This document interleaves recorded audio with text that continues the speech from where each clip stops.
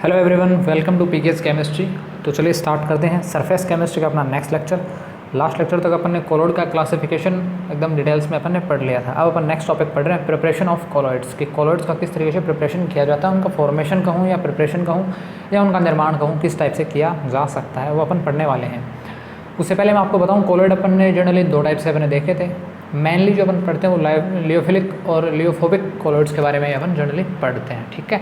बाकी जो other parts थे मैक्रो माइक्रो एग्रीगेशन वाले, वो तो जनरली पहले ऑलरेडी ही किस साइज़ में आते हैं, कोलॉइड्स किस साइज़ के वो होते हैं। लेकिन बात करें लियोफिलिक और लियोफोबिक कोलॉइड्स के बारे में, तो जो लियोफिलिक कोलॉइड्स हैं उनको तो अपन सेक से ही बना सकते हैं आसानी से, ठीक है। तो उनके प्रिपरेशन के लिए तो कोई डायरेक्ट मेथड्स अपन यूज में नहीं, कोई अदरवाइज कोई अपन मेथड्स यूज़ में नहीं लेते हैं, क्योंकि लियोफिलिक जो कोलॉइड्स होते हैं वो तो क्या होते हैं, सेकिंग से बन सकते हैं। मैंने आपको बताया था, थोड़ा भी सेक करोगे आपको तो वापस कोलॉइड का फॉर्मेशन वो कर लेते हैं, ठीक है। यानी इनको बनाना एक ईजी मेथड है, मैंने आपको लियोफिलिक कोलॉइड्स के अंदर बताया था। अब बात आती है लियोफोबिक कोलॉइड्स की। लियोफोबिक कोलॉइड्स को जनरली अपन, मैंने आपको बताया था कि वहाँ आप इजी प्रिपरेशन नहीं कर सकते, उनका कोई डायरेक्ट प्रिपरेशन मेथड नहीं है, इनको बहुत ही अलग तरीक़ों से अलग मेथड्स यूज़ करके अपन लियोफोबिक कोलॉइड्स का फॉर्मेशन करते हैं। तो कहीं भी अगर आपसे कोई पूछे कि कोलॉइड्स की प्रिपरेशन के लिए जो भी अपन अब मेथड्स पढ़ने वाले हैं वो किन कोलॉइड्स के लिए हैं, तो आप एक ही बात कहोगे कि वो जो कोलॉइड्स होंगे वो कोलॉइड्स कैसे कोलॉइड्स हैं। वो जो अपन प्रिपरेशन पढ़ेंगे वो अपन किसके लिए पढ़ेंगे, बोलो भाई किसके लिए पढ़ेंगे, लियोफोबिक कोलॉइड्स के लिए अपन पढ़ने वाले हैं। किसके लिए पढ़ने वाले हैं, लियोफोबिक कोलॉइड्स के बारे में पढ़ने वाले हैं। कहीं लिखा हुआ नहीं है लेकिन मैं आपको बता रहा हूँ, ये जो प्रिपरेशन हो रहा है कोलॉइड्स का अपन पढ़ने वाले हैं, या जो भी आपके एनसीईआरटी बुक्स में दिया हुआ है वो सारा किसके ऊपर बेस्ड है, लियोफोबिक कोलॉइड्स के फॉर्मेशन पर बेस्ड है। क्यों? क्योंकि इसको फॉर्मेशन करना बहुत ही ज़्यादा डिफिकल्ट है, ईजी नहीं है। लियोफिलिक क्यों नहीं पढ़ रहे हैं, लियोफिलिक अगर पढ़ते हैं तो वो तो सेक से बन जाते हैं, उनको बनाना भी ईजी है। ये अपन उनके डिफरेंस में या क्लासिफिकेशन में अपन ने पढ़ा था, ठीक है। तो यानी जनरल जो मेथड्स है प्रिपरेशन के, जो मेथड्स हैं या कोलॉइड्स के जो प्रिपरेशन के मेथड है वो किस कोलॉइड के लिए, वो लियोफोबिक कोलॉइड्स के लिए हैं। एक इसका रीज़न ये भी है क्योंकि यहाँ जो अपन कंटेनर यूज में लेते हैं, यहाँ जो अपने पास क्या होता है, डिस्पर्स्ड फेज जो होती है और एक अपने पास डिस्पर्स मीडियम का जो पार्टिकल होते हैं, ये दोनों क्या करते हैं, एक दूसरे को रिपेल करते हैं, ठीक है। एक दूसरे को क्या करते हैं, रिपेल करते हैं, दूर दूर भागते हैं एक दूसरे से, इनमें कोई इंटरेक्शन नहीं होती है। इसी वजह से जब आप डिस्पर्स मीडियम में जब आप क्या करते हो, किसी डिस्पर्स्ड फेज़ को जब आप मिलाते हो, मिक्स करते हो, तो मिक्सिंग ही नहीं होती। क्यों? क्योंकि उनके जो पार्टिकल्स एक दूसरे को रिपेल करते हैं। तो इनके बनाने के लिए कुछ स्पेशल मेथड्स यूज में अपन लेते हैं, कुछ स्पेशल मेथड्स अपन क्या करते हैं, जनरेट करते हैं, बनाते हैं। उन स्पेशल मेथड्स के बारे में अभी अपन जानने वाले हैं, ठीक है। तो यहाँ क्या है, डिस्पर्स फेज और डिस्पर्स मीडियम में जो फोर्स ऑफ अट्रैक्शन होता है, क्या होता है, फोर्स ऑफ अट्रैक्शन, जो आकर्षण बल जो होता है इनमें, जो आकर्षण का जो बल होता है वो क्या होता है, बहुत ही वीक होता है, या कहूँ न के बराबर ही होता है। इस वजह से क्या होता है, दूसरे को रिपेल करते हैं, मिक्स नहीं हो पाते हैं, इनका इजी प्रिपरेशन नहीं हो पाता है। और इनका इजी प्रिपरेशन नहीं है, अब अपन पढ़ेंगे इनका प्रिपरेशन, ताकि इनको कुछ अलग मेथड से अपन बना सकें, क्योंकि लियोफिलिक आसानी से बन सकता है। बाकी जो अदर मैक्रो वाले हैं, माइक्रो वाले हैं, जो एसोसिएट मिसेल वाले थे, वो तो खुद ऑलरेडी उनकी साइज़ है, वो कोलॉइड के साइज़ के तो वो पहले से ही होते हैं, ठीक है। तो उनको कोलॉइडल सॉल्यूशन बनाने में ज़्यादा दिक्कत नहीं होती है, ना ही लियोफिलिक को होती है। दिक्कत आती है लियोफोबिक को दिक्कत आती है, तो उसी के प्रिपरेशन के मेथड्स अपन पढ़ने जा रहे हैं। तो जनरली मैं आपको बताऊँ, दो टाइप्स के इसके मेथड्स होते हैं प्रिपरेशन के लिए, ठीक है। इसका पहला जो मेथड है, इसका पहला मेथड क्या है, उसको अपन बोलते हैं डिसइंटीग्रेशन मेथड, ठीक है। या फिर इसको एक और नाम दिया जाता है डिस्पर्शन मेथड भी। क्या नाम दिया जाता है, डिस्पर्शन मेथड। मेरी इंग्लिश की राइटिंग यहाँ थोड़ी अजीब सी आ सकती है, लेकिन बोल रहा हूँ उस पर ध्यान दीजिएगा, ठीक है। डिसइंटीग्रेशन मेथड या डिस्पर्शन मेथड्स, ठीक है। डिसइंटीग्रेशन का मतलब क्या होता है इंग्लिश में, ऐसे इंग्लिश हो रही है, इसका हिंदी वर्डिंग क्या होगा। डिसइंटीग्रेशन को अपन बोलते हैं विघटन, टूटना, ठीक है। तो ये तोड़ने वाला मेथड है, ये तोड़ेगा। और इसी मेथड का दूसरा नाम होता है डिस्पर्शन मेथड। देखेंगे क्या होता है। सेकंड जो मेथड आता है कोलॉइड्स के प्रिपरेशन का, वो सेकंड मेथड जिसको अपन बोलते हैं कंडेंसेशन और एग्रीगेशन मेथड। क्या बोलते हैं, एग्रीगेशन मेथड। ये बात ध्यान में रखिए। एक क्या होता है, कंडेंसेशन मेथड होता है, या फिर उसी को अपन नाम देते हैं एग्रीगेशन मेथड। इसका मतलब यहाँ क्या है, एग्रीगेट होंगे मॉलिक्यूल्स, आपस में जुड़ने वाले हैं। जबकि ये कैसा मेथड है, डिसइंटीग्रेशन मेथड है।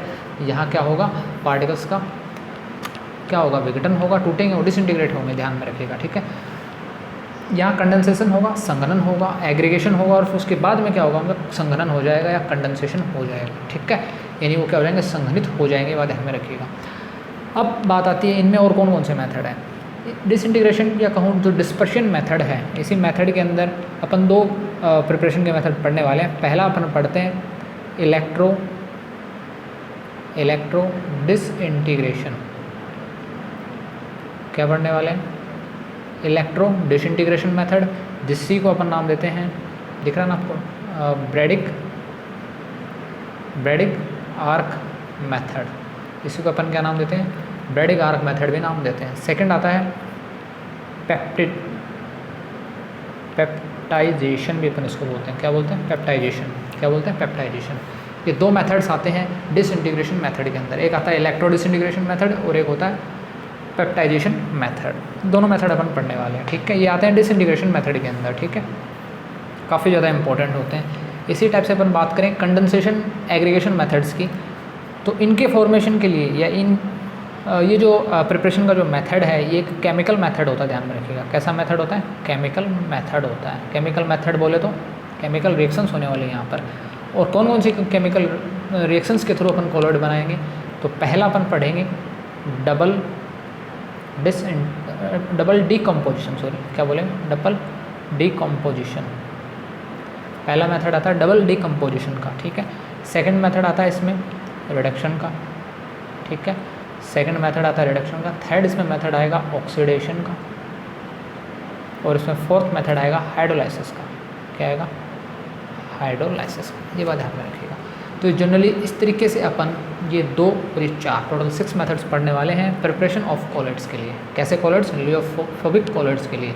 कहीं लिखा हुआ नहीं मेंशन होगा, लेकिन आपको पता होना चाहिए कि आप ये प्रिपरेशन पढ़ रहे हो ये लियोफोबिक कॉलॉइड्स का ही पढ़ रहे हो, जो भी आपकी एनसीईआरटी बुक्स में है वो। ठीक है, क्योंकि उनको बनाना ही कठिन होता है। तो चलिए अब अपन अपना पहला मेथड इलेक्ट्रो डिसइंटीग्रेशन मेथड्स अपन स्टार्ट कर रहे हैं, उसके बारे में अपन जानते हैं, जो भी पढ़ेंगे। ठीक है, पहला मेथड जो अपना डिसइंटीग्रेशन मेथड है, उसमें पहला आ रहा है, ये आपको दिखेगा, 1 मिनट यहाँ पे कर रहा हूँ मैं। ठीक है, पहला है इलेक्ट्रो डिसइंटीग्रेशन, या इसी को नाम देते हैं अपन ब्रेडिग आर्क मेथड। इसी को अपन क्या नाम देते हैं, इलेक्ट्रो डिसइंटीग्रेशन या ब्रेडिग आर्क मेथड अपन नाम देते हैं। जानेंगे ब्रेडिग साइंटिस्ट थे जिन्होंने दिया, आर्क क्या है वो भी अपन देखेंगे, और इस मेथड्स में किसका प्रिपरेशन किया जाता है वो अपन देखने वाले हैं। तो पहला पॉइंट यहाँ पे आ रहा है कि ये जो मेथड है ये जो मेथड है ये प्रिपरेशन करता है कोलोइडल सॉल्यूशन ऑफ मेटल्स का। तो पहला वर्ड आपको ये ध्यान में रखना है कि ये जो मेथड है ये किस टाइप के कोलोइडल सॉल्यूशन का फॉर्मेशन करता है, ये मेटल के कोलोइडल सॉल्यूशन का फॉर्मेशन करता है। तो preparation of colloidal solution, preparation of colloidal solution of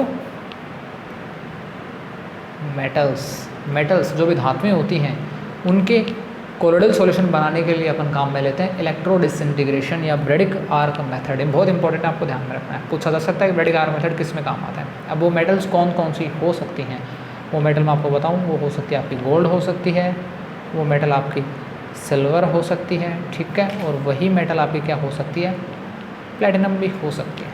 short में लिखा मैंने PT, इसका साइन प्लेटिनम। ठीक है, तो इन मेटल्स का अपन क्या कर सकते हैं, कोलोइडल सॉल्यूशन बना सकते हैं। एक और कोलोइडल सॉल्यूशन का अपन फॉर्मेशन कर सकते हैं। ठीक है, एक कोलोइडल सॉल्यूशन होता है गोल्ड का, एक गोल्ड का कोलोइडल सॉल्यूशन होता है जिसको कहा जाता है, बहुत ही फेमस है, पर्पल ऑफ कैसियस।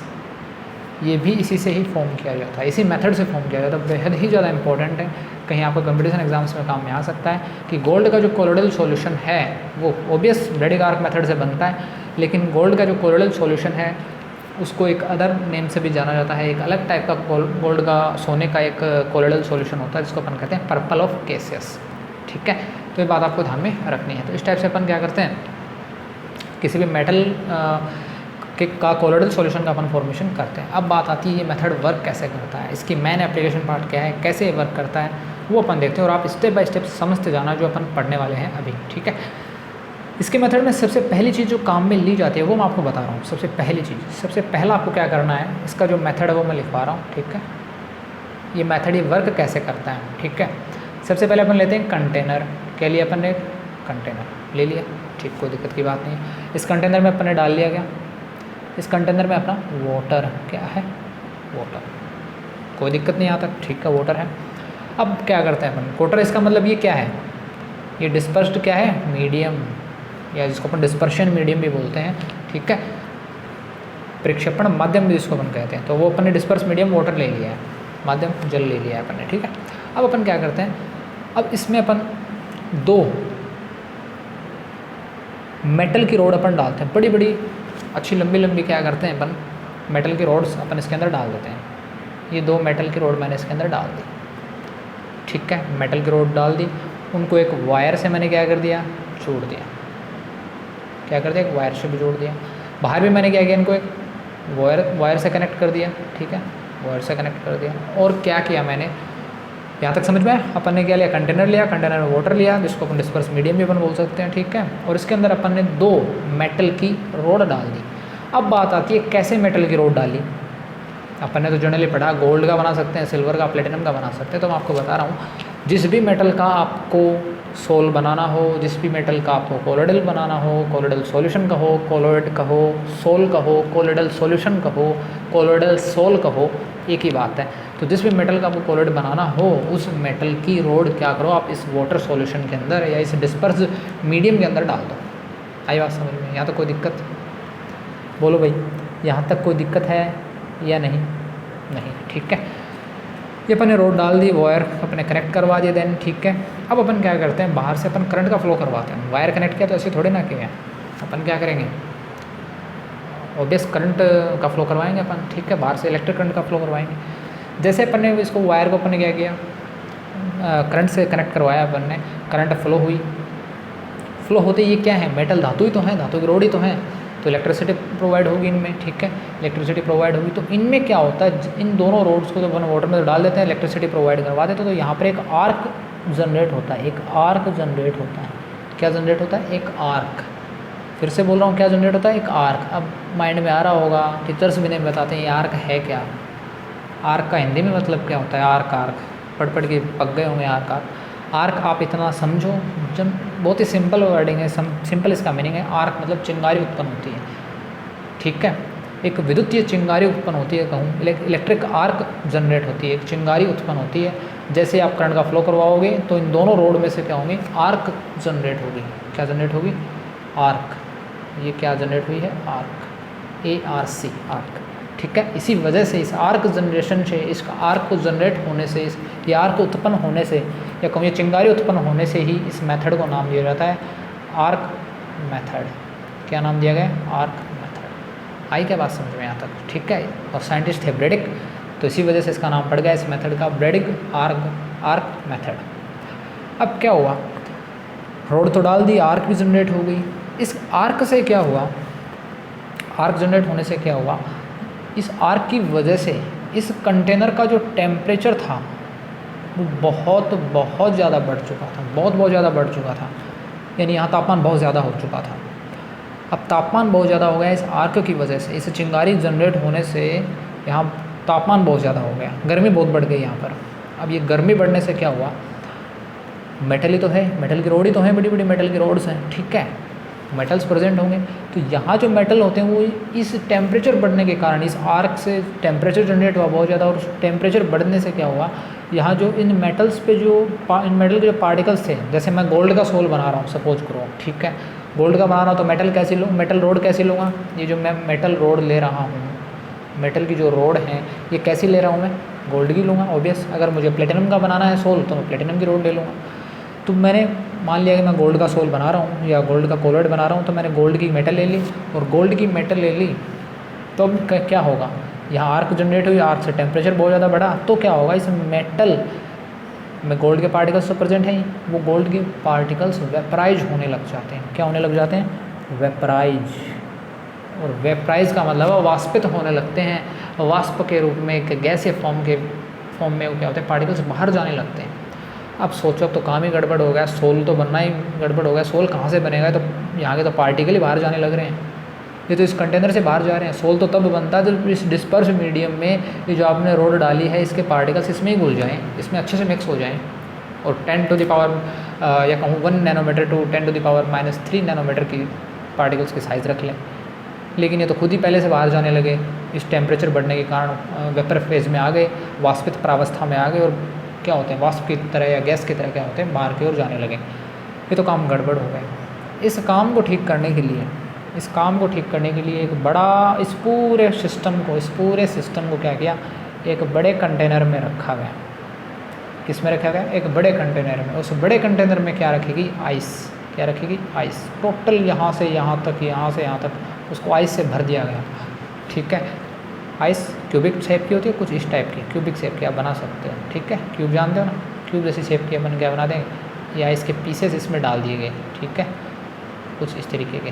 तो ये पीस, आइस के जो पीस थे, ये आइस के पीस इसमें यहाँ तक भर दिए गए। क्यों? ताकि इसका क्या कर दिया जाए, यहाँ जो इस आर्क जनरेट होने से जो इसका टेम्परेचर बढ़ा था वो टेम्परेचर कम हो जाए, बहुत ज़्यादा कम हो जाए। इतनी आइस इसमें अपन भर देते हैं।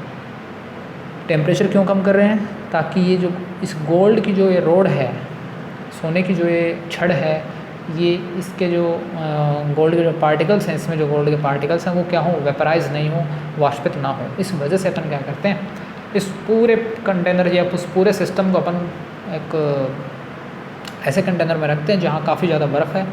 ठीक है, ज़्यादा आइस के पार्टिकल्स प्रेजेंट हैं। यहाँ तक बात समझ में। अब ये क्या होंगे, वेपर के जो पार्टिकल्स हैं ये क्या होने लगते हैं, ये वेपर के जो पार्टिकल्स हैं क्या होने लगते हैं, कंडेंस फॉर्म में आने लगते हैं। सी मतलब कंडेंस, वाष्पित अवस्था में संघनित हो जाते हैं। संघनित का मतलब अब वापस नीचे की ओर आने लगते हैं। ये बात समझ में आई कि नहीं है? यहाँ तक ठीक है। अब ये वेपर जो वेपराइज होने जा रहे थे गोल्ड के पार्टिकल, वो क्या करेंगे, टेम्परेचर कम होने से वापस क्या आने लगते हैं, इस डिस्पर्स मीडियम के अंदर आने लगते हैं, इस वाटर के अंदर आने लगते हैं। लेकिन अब एक समस्या और बढ़ गई। क्या समस्या बढ़ गई? समस्या ये बढ़ गई कि ये जो वेपर के जो पार्टिकल्स थे ये कंडेंस फॉर्म में आ चुके हैं, संघनित अवस्था में आ चुके हैं। संघनित कहूँ या कहूँ सस्पेंशन पोजीशन में आ चुके हैं, निस्पंदन हो चुके हैं। वो अब इस कंटेनर के पैंदे में आगे बैठने लगे। ये तो फिर गड़बड़ हो गई। ये तो क्या हो गए, कंटेनर में आगे बैठने लगे। या फिर आप ऐसा समझो कि जो वेपराइज हुए जो पार्टिकल्स हैं, ठीक है, वेपराइज हुए पार्टिकल्स इस आइस की वजह से इनका क्या होता है, इस कंटेनर का टेम्परेचर कम होता है। तो जो वेपर फेज वाले या कहूँ जो वाष्पित हुए जो पार्टिकल्स थे इस गोल्ड के, ठीक है, वो क्या होते हैं, इस डिस्पर्स मीडियम में मिलने लगते हैं। तो सपोज यहाँ मैं थोड़ा आपको अलग से समझा रहा हूँ। ठीक है, इस कंटेनर के लिए ये रोड थी, ठीक है, ये दो रोड थी। अब यहाँ से जो वेपराइज हुआ जो पार्टिकल्स था, सपोज ये पार्टिकल वेपराइज हो रहा था, ये ऊपर की ओर जा रहा था। अब ये पार्टिकल क्या करेगा, वापस नीचे की ओर आने लगता है। ठीक है, ऐसे ही कोई दूसरा पार्टिकल वो भी नीचे की ओर आने लगता है। तो ये वेपराइज फेज से जा रहे हैं कंडेंस फेज में, संघनित फेज में। संघनित का मतलब समझ रहे हो ना, संघनन यानी जुड़ना। ठीक है, यानी अब ये पार्टिकल अब यहाँ आ चुका है। ये पार्टिकल जो वेपराइज फेज में जा रहा था, इस कंटेनर का टेम्परेचर कम हुआ बाहर वाले कंटेनर की वजह से, जहाँ इसमें क्या प्रेजेंट है, आइस प्रेजेंट है। तो ये वेपराइज ना होकर वापस किस में होने लगे, कंडेंस्ड फॉर्म में आने लगे, संघनित अवस्था में। ये भी नीचे की ओर आएगा। ठीक है, अब ये दोनों मिलकर क्या करते हैं, दोनों ऐसे बहुत सारे पार्टिकल्स हैं, एक एग्जाम्पल के तौर पर बता रहा हूँ। ये जो दोनों पार्टिकल हैं मिलकर क्या होने लगे, कंडेंस्ड होने लगे, संघनित, यानी ये तो एक बनने लगे। ये दो थे, दो का एग्जाम्पल ले रहा हूँ मैं, फिर से कर रहा हूँ। ठीक है, ये दो थे, अब दो से बनने लगे एक, वेपर फेज से जाने लगे कंडेंस्ड फॉर्म में। जैसे आपने क्या किया, इसका टेम्परेचर कम कर दिया इस कंटेनर का, वैसे ही अब ये तो फिर गड़बड़ हो गई। ये तो कंडेंस्ड होने लगे, ये तो आपस में मिलने लगे। ये तो डिस्पर्स मीडियम में कब मिलेंगे, यहाँ जो वाटर प्रेजेंट है डिस्पर्स मीडियम के तौर पर, उस वाटर में कब मिलेंगे फिर ये तो खुद आपस में मिलने लगे। ये भी एक समस्या जनरेट हुई। तो इस समस्या को दूर करने के लिए ब्रैडिक ने क्या किया, ब्रैडिक ने इस कंटेनर के अंदर बाहर से क्या ऐड कर दिया, इस कंटेनर के अंदर बाहर से क्या ऐड कर दिया, इलेक्ट्रोलाइट ऐड कर दिया। क्या ऐड कर दिया, इलेक्ट्रोलाइट, वैद्युत अपघट्य। कैसा वैद्युत अपघट्य, पोटेशियम हाइड्रोक्साइड। क्या ऐड कर दिया, पोटेशियम हाइड्रोक्साइड। अब कहोगे सर ये पोटेशियम हाइड्रोक्साइड इलेक्ट्रोलाइट क्या करेगा, ऑब्वियस बात है, इलेक्ट्रोलाइट होते हैं, पहले से इलेक्ट्रिक फील्ड प्रेजेंट हो रही है, क्योंकि यहाँ ये जो दोनों रोड्स हैं किससे जुड़ी हैं, वायर से जुड़ी हुई हैं, इलेक्ट्रिक फील्ड का फ्लो हो रहा है, तो यहाँ इलेक्ट्रिसिटी है। और जैसे आप इस इलेक्ट्रोलाइट को डालोगे, ये इलेक्ट्रोलाइट विघटित हो जाएगा, टूट जाएगा। किन दो आयनों में टूटेगा, पोटेशियम प्लस और हाइड्रोक्साइड आयन में। अब ये हाइड्रोक्साइड आयन क्या करता है, क्यों डाला अपन ने इलेक्ट्रोलाइट? अपन ने इलेक्ट्रोलाइट इसलिए डाला ताकि ये जो ओरम का पार्टिकल है ये, ठीक है, और ये भी एक ओरम का या कहूँ गोल्ड का पार्टिकल है, ठीक है, ये दोनों आपस में कंडेंस्ड ना हो, दोनों आपस में क्या हो, संघनित ना हो पाएँ, दोनों आपस में क्या हो, संघनित ना हो पाएँ, इस वजह से अपने गोल्ड डालते हैं। अभी ये सॉरी इलेक्ट्रोलाइट डालते हैं। अब इलेक्ट्रोलाइट क्या काम करेगा? देखो मेटल है, पॉजिटिवली चार्ज होती है, मेटल के पास इलेक्ट्रॉन प्रेजेंट होते हैं, ठीक है, पॉजिटिवली चार्ज होती है क्योंकि इलेक्ट्रॉन डोनेट करती रहती है। तो पॉजिटिव चार्ज होने की वजह से क्या है, इस इलेक्ट्रोलाइट का जो नेगेटिव पार्ट है वो इसके चारों ओर आके जमा हो जाता है, कुछ इस तरीके से। आई बात समझ में? ऐसे ही इस ओरम वाले पार्टिकल, इस गोल्ड वाले पार्टिकल के चारों भी और ये हाइड्रोक्साइड आयन आ जाते हैं। आई बात समझ में? ठीक है, आप ऐसा मत समझना इलेक्ट्रोलाइट सिर्फ एक ही, अगर मैं इसका 1 मोल भी ले रहा हूँ, 1 मोल पोटेशियम हाइड्रोक्साइड भी ले रहा हूँ, तो उस 1 मोल में भी कितने एटम्स प्रेजेंट होंगे? 6.022 पार्टिकल्स कहूँ या मॉलिक्यूल्स कहूँ या एटम्स कहूँ प्रेजेंट होते हैं, ध्यान में रखना, ठीक है। तो ये कोई एक नहीं है, बहुत सारे 1023 क्वांटिटी के अंदर प्रेजेंट होते हैं। आप सोच सकते हो कितनी ज़्यादा संख्या है। तो वो क्या करते हैं, और इन जो भी ये वेपर फेस है, जो कंडेंस्ड हुए जो ओरम के पार्टिकल हैं, गोल्ड वाले पार्टिकल हैं, उनके चारों ओर इस टाइप से क्या हो जाते हैं, जमा हो जाते हैं। अब ये कंडेंस्ड नहीं होंगे। कंडेंस्ड अब क्यों नहीं होंगे? क्योंकि अब ये नेगेटिवली वाला पार्ट इस नेगेटिवली वाले पार्ट को क्या करेगा, रिपेल करेगा। ऑब्वियस बात है, इलेक्ट्रॉन इलेक्ट्रॉन रिपल्शन होता है, सेम चार्जेस के बीच में रिपल्शन होता है, तो वही रिपल्शन यहाँ पर जनरेट होगा। और अब दोनों ओरम के पार्टिकल क्या हैं, कंडेंस्ड नहीं होंगे, ठीक है।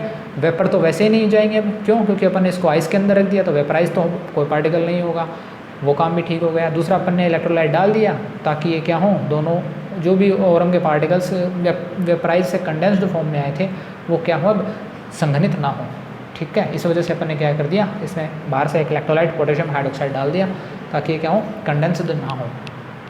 ये बात थी इस पूरे सिस्टम की। ये बात आपको समझ में आई या नहीं, कमेंट बॉक्स में ज़रूर बता देना, ठीक है। बहुत सिंपल मेथड है ब्रेडिंग आर्क मेथड। और इस तरीके से क्या होता है, जब ये संघनित होते नहीं हैं तो ये दोनों क्या करते हैं, दोनों मतलब और बहुत सारे पार्टिकल्स हैं, इस जो भी डिस्पर्सिव मीडियम है उसके अंदर क्या हो जाते हैं, अच्छे से मिक्स हो जाते हैं और एक किस टाइप का सॉल्यूशन का फॉर्मेशन करते हैं, वो एक गोल्ड सोल या गोल्ड कोलॉइड का फॉर्मेशन वो इस तरीके से आसानी से कर देते हैं। ये बात आपको ध्यान में रखनी है। आई कि नहीं आई बात समझ में? तो यहाँ ध्यान रखना, ये जो एपरेटस है, ये जो सिस्टम है या एपरेटस कहूँ, उपकरण कहूँ, consist of metal electrodes dipped in cold water bath, ठीक है। यही आपका कोल्ड वाटर बाथ जहाँ आइस या आइस भरी पड़ी रहती है, ठीक है। तो इस बात में इसको इसके अंदर क्या करते हैं, डिप कर देते हैं।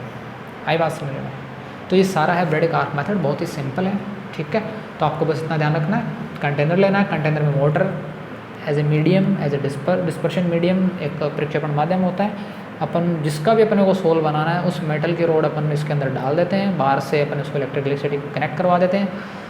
अब मैं यहाँ ये नहीं लिखूँगा कि ये कैथोड है, ये एनोड है, या ये एनोड है कैथोड है, या फिर ये पॉजिटिव है नेगेटिव है। क्यों? क्योंकि मैं यहाँ पे ये नहीं डिस्कस कर रहा हूँ कि अपन कैसा इलेक्ट्रोलाइटिक सेल ले रहे हैं या विद्युत अपघटनी सेल ले रहे हैं, ठीक है।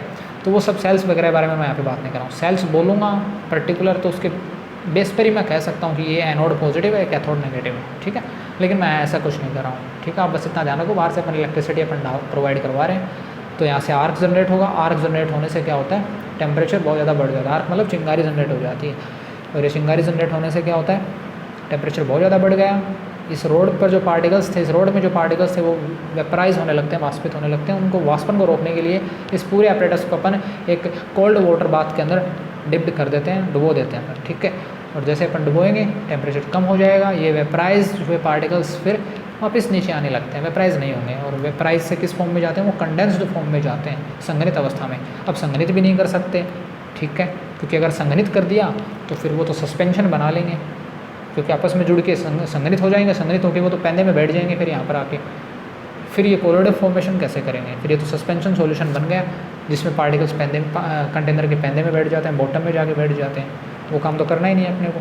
तो अपन क्या करते हैं, इसके अंदर इलेक्ट्रोलाइट पोटेशियम हाइड्रोक्साइड डालते हैं, जो क्या करता है, इन पार्टिकल्स को, इन वेपराइज फेज से जो कंडेंस जो हो रहे हैं मेटल के पार्टिकल्स या गोल्ड के पार्टिकल्स, उनको क्या करता है, चारों ओर से नेगेटिवली चार्ज बना देता है ताकि वो कंडेंस्ड नहीं हो और कोलोइडल सॉल्यूशन का फॉर्मेशन करें, गोल्ड सोल का फॉर्मेशन कर लें। ये सिंपल सा मेथड है, एक ब्रेडिंग आर्क मेथड, ठीक है। तो आई होप यहाँ तक आपको समझ में आया होगा, ठीक है। तो इसके अंदर कुछ इंपॉर्टेंट बात है, जैसे आप बोल सकते हो कि the method involves passing of an electric current throw electrodes made of desired metal, desired मतलब जो भी इच्छानुसार आपकी जो धातु होगी उसके अनुसार आप क्या ले लीजिए, इन इलेक्ट्रोड्स को ले लीजिए, या मेटल की रोड, मेटल रोड कहूँ या इलेक्ट्रोड कहूँ एक ही तो बात है। सब अपन इलेक्ट्रोसिटी में, इलेक्ट्रोकेमिकल केमिस्ट्री में कहूँ, इलेक्ट्रोकेमिस्ट्री में अपन पढ़ने वाले हैं, ठीक है, डोंट वरी। तो ये सब यहाँ तक की बातें, ठीक है। अब अपन पढ़ते हैं, ये तो था अपना इलेक्ट्रो डिसइंटीग्रेशन मेथड, ठीक है। नेक्स्ट अपन जो अपना पेप्टाइजेशन वाला मेथड है वो अपन पढ़ने जा रहे हैं। पेप्टाइजेशन मेथड्स में क्या है, बहुत ही सिंपल मेथड है, देखिएगा। पेप्टाइजेशन मेथड कोई ज़्यादा हार्ड नहीं पढ़ने वाला है। सेकंड अपना डिसइंटीग्रेशन में आता है पेप्टाइजेशन, पेप्टाइजेशन मेथड्स, ठीक है। तो ये भी जनरली किसके प्रिपरेशन का मेथड है, कोलॉइड्स के, ठीक है। कैसे कोलॉइड्स, लियोफोबिक कोलॉइड्स के फॉर्मेशन के लिए या उनके प्रिपरेशन के लिए, एक ही बात है। तो यहाँ अपन जनरली क्या करते हैं, यहाँ 3 चीज़ों के मायने हैं इम्पोर्टेंट, बहुत ही सिंपल मेथड है, देखिएगा। यहाँ आपको लेना पड़ता है वाटर, ठीक है, आई बात समझ में। सेकंड आपको क्या लेना पड़ता है, सेकंड आपको लेना पड़ता है फ्रेशली प्रिपेयर्ड पीपीटी, जो भी एक नई बनी पीपीटी, पीपीटी मतलब प्रिपरेशन बोलते हैं हिंदी में, उसको अवक्षेप कहते हैं। अवक्षेप एक ऐसी मात्रा होती है पार्टिकल्स की जो रिएक्शन में कचरा मात्र होती है, जिसका कोई काम नहीं होता है, जो कंटेनर के बॉटम में जाके बैठ जाती है। कोई भी रिएक्शन होती है जहाँ पीपीटी बनती है, ठीक है, वो कंटेनर के बॉटम में जाके बैठती है। जनरली 2 टाइप से आप पीपीटी मान सकते हो अगर मानो तो। एक देखो आपने जनरली पढ़ा होगा कि भी अपन एरो, ऐसा अपन एरो लगाते हैं, एक ऐसा एरो लिखते हैं, कहीं जैसे अपन किसी भी गैस के ऊपर अपन जैसे नाइट्रोजन गैस के आगे ऐसा एरो लगा देते हैं। इसका मतलब क्या है कि वो जो नाइट्रोजन गैस है वो रिलीज हो चुकी है, कंटेनर से बाहर जा चुकी है, ठीक है, आई बात समझ में। कुछ ऐसे सिस्टम होते हैं, जैसे मैं बात करूँ AgCl मैं लिख देता हूँ, नीचे का एरो लगाता हूँ उसके आगे, तो इस एरो का मतलब क्या है, वो कंटेनर के बॉटम में बैठ गया है, नीचे बैठ गया है, ठीक है। तो इसी कंडीशन को, इसी जो चीज़ है इसी को अपन बोलते हैं पीपीटी, प्रिपरेशन अवक्षेप अपन बोलते हैं, ठीक है। तो आपको क्या लेना है, एक तो वाटर लेना है, वाटर में आपको ऐड करना है फ्रेशली प्रिपेयर्ड पीपीटी, और साथ में आपको ऐड करना है potassium hydroxide as a electrolyte.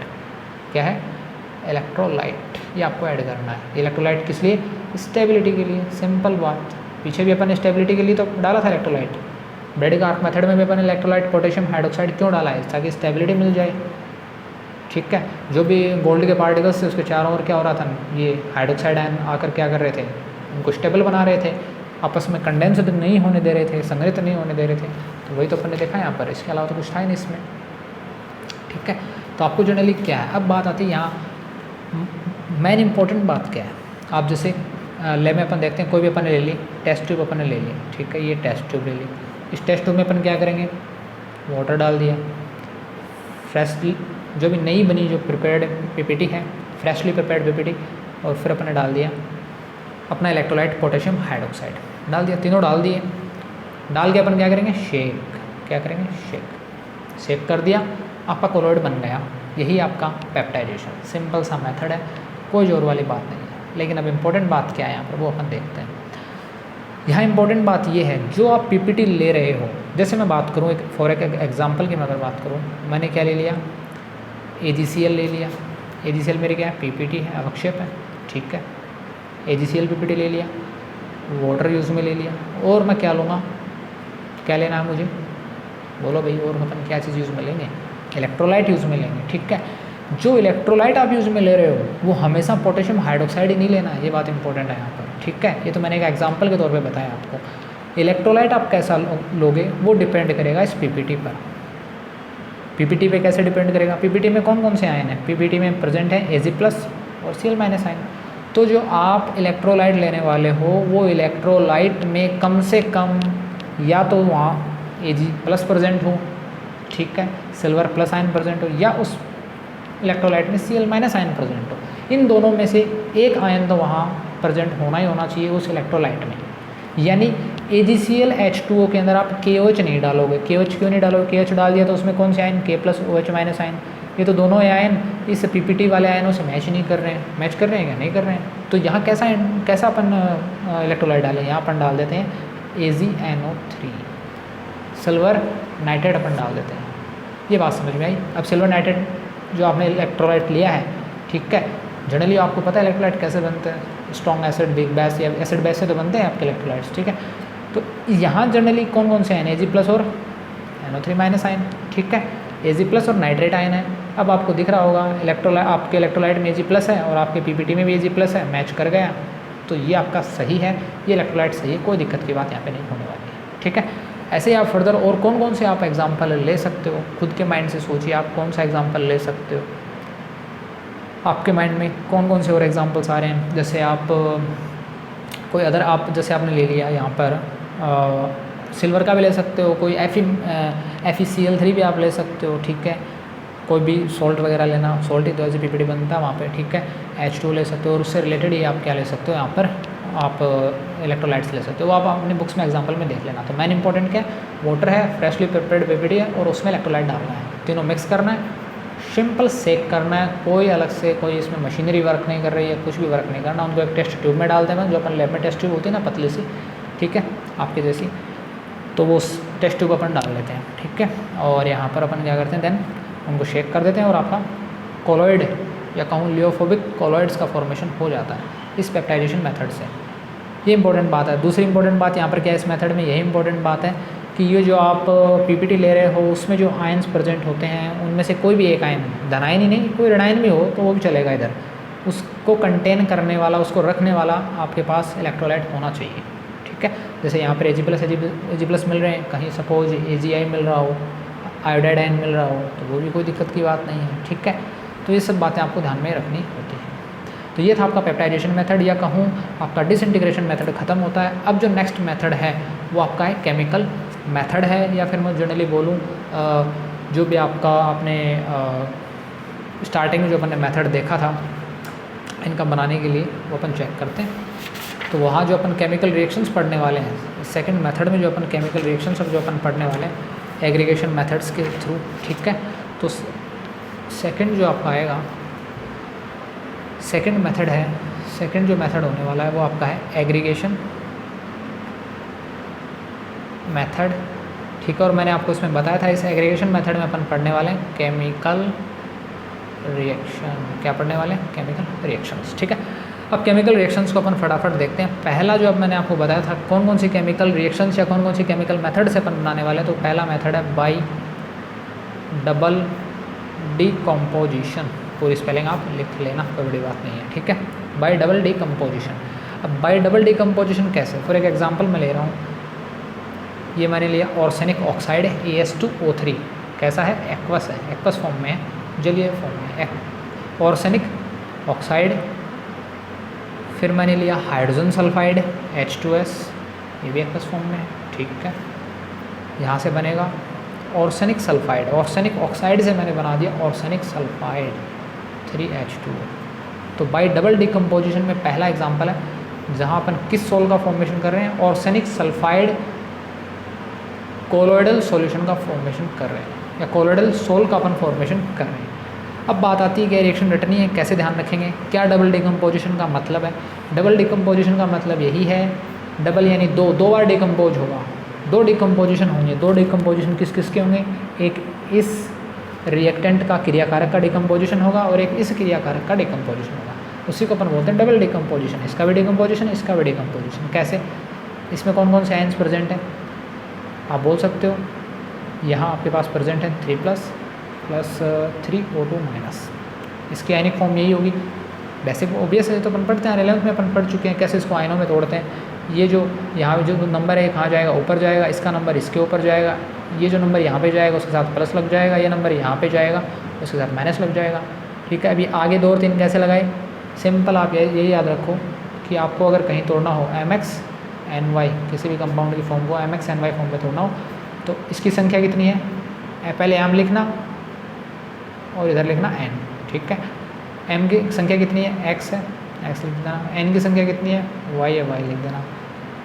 M यहाँ जो Y आ रहा है ये इसके ऊपर आ जाएगा चार्ज की फॉर्म में, और इसके ऊपर या इसके साथ कोई X कंटेन नहीं है तो ये X इसके ऊपर चला जाएगा -X की फॉर्म में।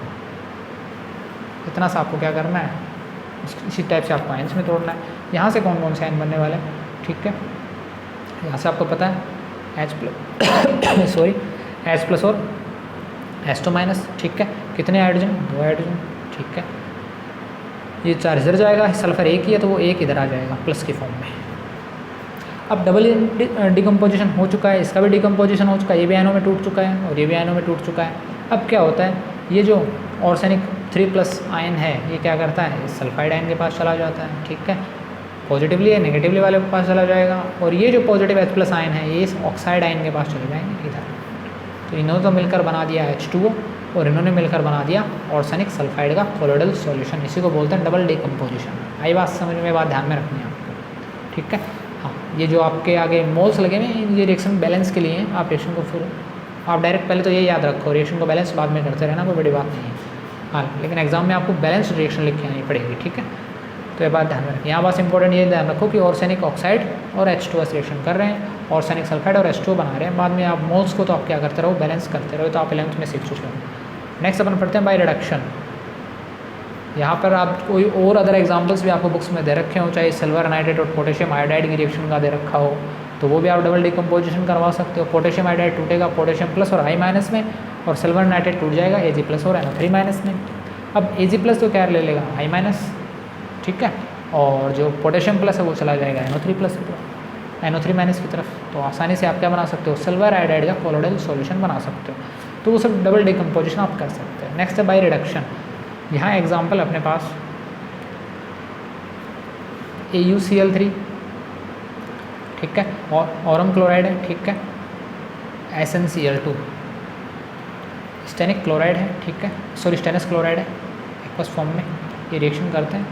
यहाँ बनता है ऑरम, सिर्फ ऑरम। देखिएगा क्या क्या चीज़ें बनती हैं। यहाँ 3 मोल लिख रहा हूँ मैं, 3 मोल SnCl4, ठीक है, और ये आपका बनता है गोल्ड सोल, यानी गोल्ड सोल का फॉर्मेशन होगा आपका रिडक्शन मेथड से।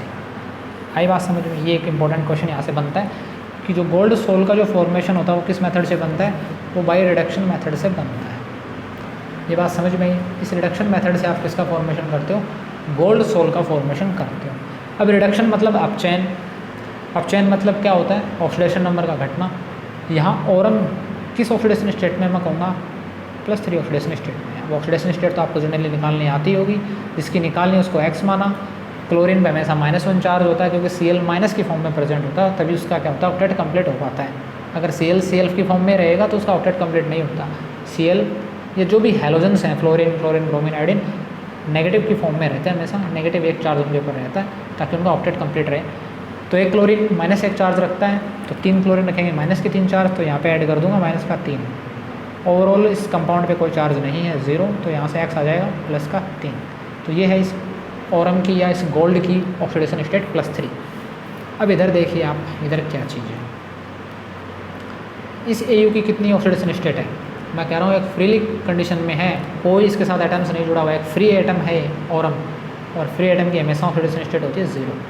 तो +3 से 0 में जाना है तो क्या है, रिडक्शन है, सिंपल सी बात है। +3 में 0 जा रहा है, इसका मतलब क्या है, +3 का मतलब क्या है, इसके पास 3 इलेक्ट्रॉनों की कमी थी, यहाँ पे 0 चार्ज है इसके ऊपर, इसका मतलब इसने 3 इलेक्ट्रॉन क्या कर लिए, गेन कर लिए, ग्रहण कर लिए, और इलेक्ट्रॉनों का एक्सेप्टेशन या इलेक्ट्रॉन ग्रहण करना ही क्या है, रिडक्शन कहलाता है। आई बात समझ में। तो यही आपका रिडक्शन होता है। नेक्स्ट 2 रिएक्शन और अपन पढ़ने वाले हैं, 2 मेथड्स के बारे में अपन और पढ़ने वाले हैं। वो 2 मेथड्स कौन कौन से वो अपन देखते हैं, ठीक है। थर्ड आ रहा है, थर्ड अपन पढ़ेंगे बाई ऑक्सीडेशन। क्या अपन पढ़ने वाले हैं, बाई ऑक्सीडेशन। अब बाई ऑक्सीडेशन मेथड्स में क्या है, ऑब्वियस ऑक्सीडेशन होगा। यहाँ पर क्या होगा, ऑक्सीडेशन अपन करने वाले, ठीक है। ब्रोमीन मैंने ले लिया एक्वस फॉर्म में एक एग्जांपल की तरह, और इस हाइड्रोजन सल्फाइड एक्वस फॉर्म में मैंने इसमें डाल दिया, और मुझे क्या मिल गया, सल्फ़र मिला है, और यहाँ से मुझे मिलेगा 2HBr एक्वस फॉर्म में, और ये मुझे मिल गया सल्फ़र का सोल मिल गया, सल्फ़र का कोलोइडल सॉल्यूशन मिल चुका है। तो आपसे कोई पूछे गोल्ड का सोल कब मिलेगा, गोल्ड का कोलोइडल सॉल्यूशन कब मिलेगा, तो आप कहोगे रिडक्शन की केमिकल मेथड्स के थ्रू मिलेगा।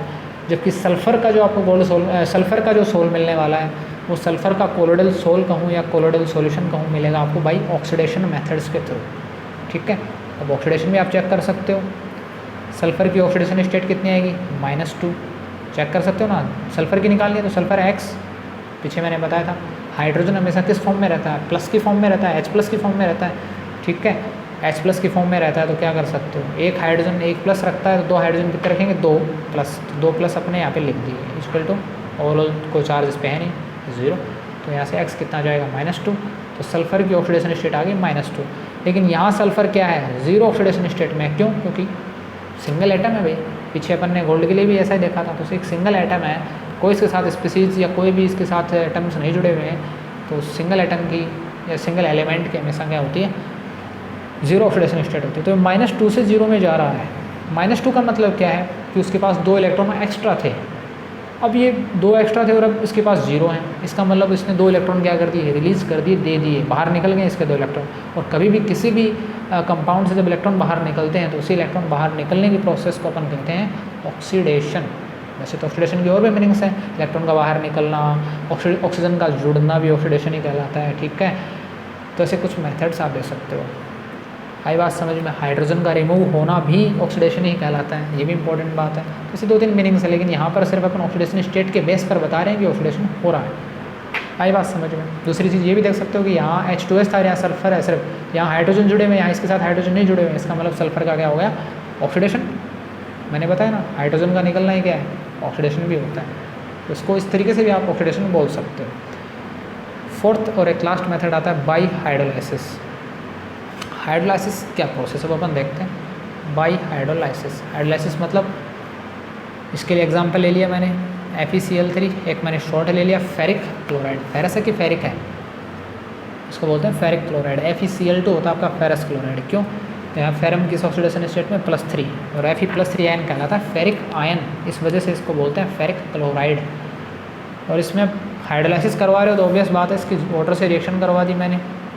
मैं डायरेक्ट 3H2O लिख रहा हूँ, आपको पहले से नहीं थोड़ी पता होता कि 3 वाटर के मॉलिक्यूल चाहिए, वो रिएक्शन आप बाद में बैलेंस करना। आपको FeCl3 लिखना है, H2O लिखना है, फिर आप लिखोगे इससे बनने वाला प्रोडक्ट फेरिक हाइड्रोक्साइड है, और साथ में आपको मिलते हैं HCl। रिएक्शन को बैलेंस कर लेना, यहाँ पे लग जाएगा 3। तो यहाँ फेरिक हाइड्रोक्साइड का क्या मिलता है आपको, कोलोइडल सोल मिलता है। और बहुत इंपॉर्टेंट ये एग्जाम्पल है हाइड्रोलाइसिस की प्रोसेस का, बेहद ही इंपॉर्टेंट एग्जाम्पल है ये हाइड्रोलाइसिस की प्रोसेस का, एक बात ध्यान में रखिएगा। तो आई होप इतनी बात समझ में आई होगी आपको। जल अपघटन हो चुका है यहाँ पर, ठीक है। इसी का एक और एग्जांपल मैं आपको एक इंटरेस्टिंग एग्जांपल और देता हूँ। AuCl3 जिसकी अपन रिएक्शन करवाते हैं फॉर्मेल्डिहाइड से इन प्रेजेंस ऑफ वाटर, ये भी हाइड्रोलाइसिस ही हो रहा है, वाटर से रिएक्शन होगी, मतलब क्या है, हाइड्रोलाइसिस ही। तो यहाँ क्या बनता है आपका, औरम का क्या मिलता है, गोल्ड का शॉल मिलता है। तो गोल्ड का शॉल बनाने का ये भी मेथड होता है, ध्यान में रखिएगा। साथ में क्या मिलेगा आपको, HCOOH। तो ये भी एक मेथड है, आप बहुत सारे रिएक्शंस आप चेकआउट कर सकते हो। अब यहाँ क्या है, 3 Cl हट के क्या लगे, तीनों H-, भाई ऐसे तो है। FeCl3 क्या है, Cl है, Cl है, Cl है। 3 वाटर के मॉलिक्यूल आए, एक HOH यहाँ आया, एक HOH यहाँ आया और एक HOH यहाँ आया। ये HCl रिमूव, यहाँ से एक HCl रिमूव, यहाँ से एक HCl रिमूव। ये Fe डायरेक्ट इस OH से अटैच, ये Fe डायरेक्ट OH से अटैच, ये Fe OH से डायरेक्ट अटैच। क्या बन गया, FeOH का होल थ्राइस। तो एक डायरेक्ट कोलोइडल सॉल्यूशन की रिएक्शन है। तो आज के लेक्चर में इतना ही। अपन ने कंप्लीट प्रिपरेशन ऑफ कोलोइड्स अपने सीख लिए। कहीं कोई दिक्कत हो तो कमेंट बॉक्स में कमेंट करके बता देना आप मेरे को। बाकी प्योरिफिकेशन ऑफ कोलोइडल सॉल्यूशन अपन पढ़ेंगे नेक्स्ट लेक्चर में। तब तक के लिए धन्यवाद।